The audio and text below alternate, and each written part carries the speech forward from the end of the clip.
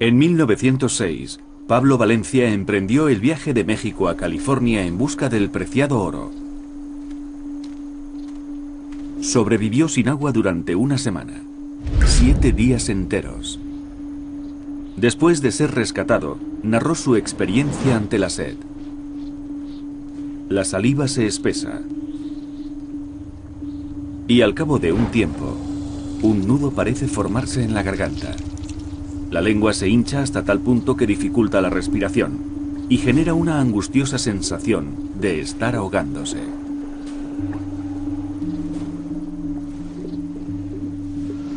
Parece que te va a estallar la cara debido a la tirantez de la piel, y mucha gente sufre alucinaciones. Los párpados se agrietan y los ojos empiezan a secretar lágrimas de sangre. Cuando Pablo Valencia fue encontrado, tenía la piel color gris púrpura. Parecía llena de arañazos, pero no había rastro de sangre. Le habían desaparecido los labios como si se los hubieran amputado. La nariz se le había reducido a la mitad y tenía la mirada fija en unos ojos sin párpados. Este documental no pretende concienciar sobre la supervivencia del medio ambiente, sino sobre nuestra propia supervivencia. Porque sea cual sea nuestra opinión sobre medio ambiente, política o religión, independientemente de la raza, el sexo o la clase social, el que pase una semana sin beber agua, llorará lágrimas de sangre.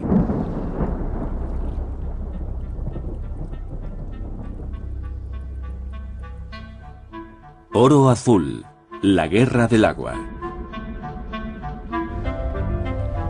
La crisis.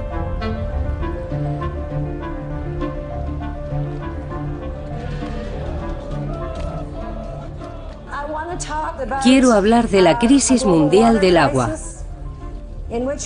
Sabemos que el mundo se está quedando sin agua. Se suponía que no iba a pasar porque ya habíamos aprendido la lección.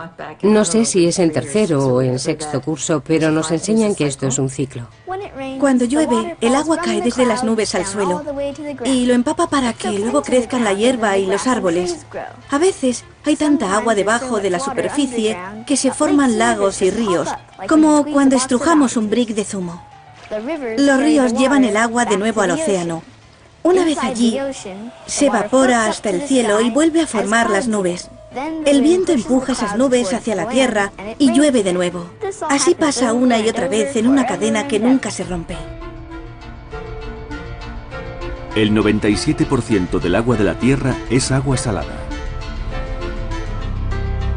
Solo el 3% del agua de la Tierra es dulce. Gran parte está contaminada y no es apta para el consumo. ¿Cómo se ha producido la contaminación de nuestras aguas? La agricultura emplea sustancias químicas para aumentar la productividad. Se utilizan para compensar el descenso del agua disponible, pero contaminan las reservas del subsuelo. Las emisiones de gases de los coches también contaminan las nubes, pero quizá las mayores culpables sean las fábricas. La contaminación del agua se asocia con el aumento del índice de abortos y con la reducción de la cantidad de esperma. Es un problema tan grave que el gobierno malayo propuso aplicar la pena de muerte a quien contaminase el agua.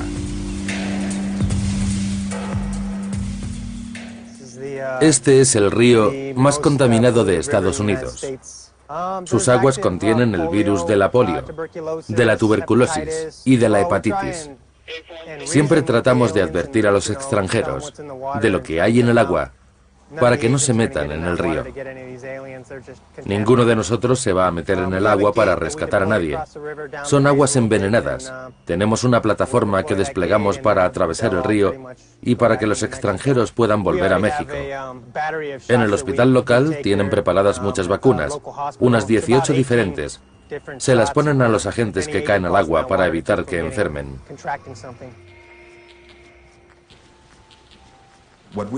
Es un río muy contaminado por culpa de los humanos. El agua apesta como nada que haya olido nunca. Por aquí fluyen unos 25.000 litros por segundo. El río va hacia el noroeste, donde están los campos de cultivo. Y esos productos son los que se consumen después en Ciudad de México. De modo que estamos siendo envenenados. Las aguas fecales regresan a nosotros en forma de comida. Estamos contaminando y agotando las existencias de agua dulce. Estamos consumiendo los acuíferos subterráneos a gran velocidad y no somos capaces de reabastecerlos. Llueve. El agua cae sobre el suelo y se filtra hacia el interior del terreno, acumulándose en el subsuelo. Forma así acuíferos o aguas subterráneas. Pero ¿qué cantidad de nuestras existencias de agua se almacenan en el subsuelo? Solo podemos hacer un cálculo aproximado. Por eso el aumento de nuestra dependencia de las aguas del subsuelo es un asunto que merece ser estudiado. En Oriente Próximo también existió una especie de Atlántida, pero que resultó ser real. La ciudad recibía el nombre de Ubar y desapareció sin explicación. Un grupo de arqueólogos descubrió, a partir de la extracción de aguas subterráneas, que se la había tragado el desierto. Y eso es algo que está ocurriendo actualmente en Florida. Socavones gigantes aparecen en el suelo e inmensas cavidades que se abren en la superficie. Los efectos no siempre son tan evidentes como un hoyo o una ciudad perdida, pero regiones enteras pueden hundirse a medida que se agotan las cuencas de agua. Han extraído el resto del agua que quedaba bajo la ciudad. La ciudad se está hundiendo literalmente y las iglesias empiezan a inclinarse. El hombre lleva más de 1000 años ideando formas de aprovechar el agua del subsuelo. La diferencia ahora es la tecnología. En la actualidad podemos extraer 113.000 millones de litros de agua subterránea al día. Fabricar un coche de gama media supone unos 350.000 litros de agua. De 2 a 7 barriles de agua por cada barril de petróleo. Un microchip, 32 litros. La comunidad agrícola empezó a explotar los acuíferos cuando aún no había demanda sobre este recurso. Actualmente, la ley les permite utilizar cantidades limitadas. Cuando extraemos agua para el riego, parte de ella vuelve a filtrarse al terreno en lo que se llama recarga o flujos de retorno. Mientras no extraigamos más agua de la que se recarga, estaremos utilizándola de un modo sostenible. El problema es que extraemos hasta 15 veces más agua del subsuelo de la que regresa a él, y eso es la causa de la actual crisis. La gente no asume que el mundo se está convirtiendo en un desierto. En muchos lugares los desiertos se han extendido. Nuestros suelos se erosionan. Los vientos, las inundaciones y la sobreexplotación de los pastos provocan daños en la superficie de la tierra y la endurecen hasta el punto de dificultar el filtrado del agua. Nuestra fuente de vida se va a través de los sistemas de alcantarillado y de los ríos y llega directamente a los océanos. En la tierra desaparece la humedad y la vida.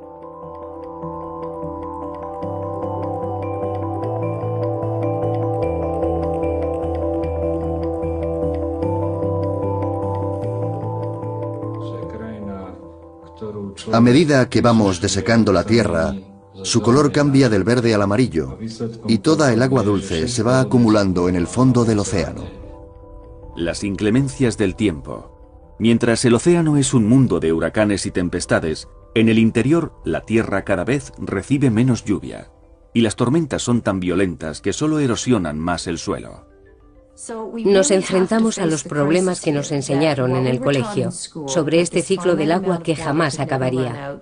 Técnicamente esta afirmación es cierta, pero si no puedes acceder al agua, si la extraes de un acuífero y la viertes en el desierto, o si la contaminas, la malgastas inútilmente. Eso es lo que debemos entender. No hay lugar en el mundo donde podamos escapar de esta realidad. Los países ricos tardarán más en sufrir las consecuencias, pero hay zonas donde ya las están sufriendo y nadie escapará de la crisis del agua. Si hay algo que vaya a afectar a nuestras vidas es eso, la preocupante escasez de agua. Vemos nuestros lagos llenos de agua y pensamos, ¿dónde está el problema? Hay muchísima agua, pero si el lago se secara, ya no habría más agua. tenemos que empezar a abordar el asunto de las fuentes renovables, las que proceden del ciclo hidrológico. Estamos llegando a una situación en la que cada vez hay menos fuentes renovables. Con la ayuda de los expertos en el tema deberíamos calcular cuánta agua queda exactamente, cuáles son las fuentes renovables y cómo definirlas. Esa es realmente la tarea más urgente, averiguar cuáles son los límites y respetarlos.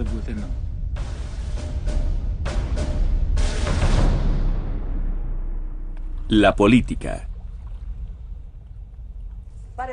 Nuestros gobiernos, en lugar de unirse y decir, bien, tenemos un tiempo limitado para encontrar una solución, han entregado el poder a las grandes compañías de gestión del agua, y éstas pretenden crear una especie de cártel.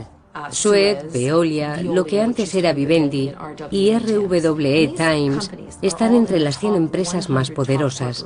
La división de agua de Suez está formada por 400.000 empleados y ningún país del tercer mundo puede oponerse a lo que digan.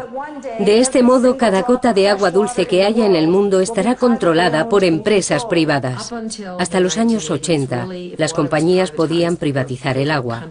En Francia, el agua estaba mayoritariamente privatizada y las empresas adquirieron mucho poder. Solo suministraban agua a escala local. En Francia, debido al poder consolidado de las multinacionales y a su largo historial, la privatización del agua está muy enraizada. Ni el propio presidente fue capaz de poner freno a esta tendencia. En un momento de su mandato, François se vio atrapado en esa especie de dictadura económica y, aunque lo intentó, no pudo finalmente nacionalizar las compañías de agua. Por encima de él había un sistema muy poderoso y muy ambicioso, una máquina sin alma. En la década de los 80, Margaret Thatcher subió al poder y con ella la revolución de su gobierno. Todo el agua de Gran Bretaña quedó en manos privadas y las grandes empresas se plantearon globalizarse. Al mismo tiempo, la ONU empezaba a tratar el agua como mercancía y activo económico. Fue en la conferencia de Dublín en 1992 cuando se habló del agua por primera vez como un bien económico. Allí nació la idea de economía de mercado Thatcher-Reagan. Las empresas estaban deseando despegar porque, hasta el momento, suministraban a escala nacional, y la ONU también declaró que se podía cambiar el concepto del agua. Se dio la convergencia de ambas circunstancias. Se crea entonces el Banco Mundial para dar estabilidad financiera y fomentar el crecimiento de los países pobres. En teoría, el banco recaudaría dinero de los países ricos para invertirlo en acciones de desarrollo.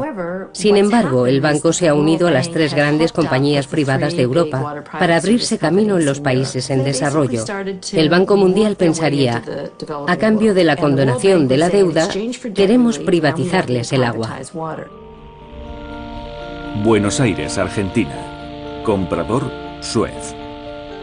Puerto Rico. Comprador, Veolia. Yakarta, Indonesia. Comprador, RWE Times. Santiago, Chile. Comprador, Veolia World Trade Organization.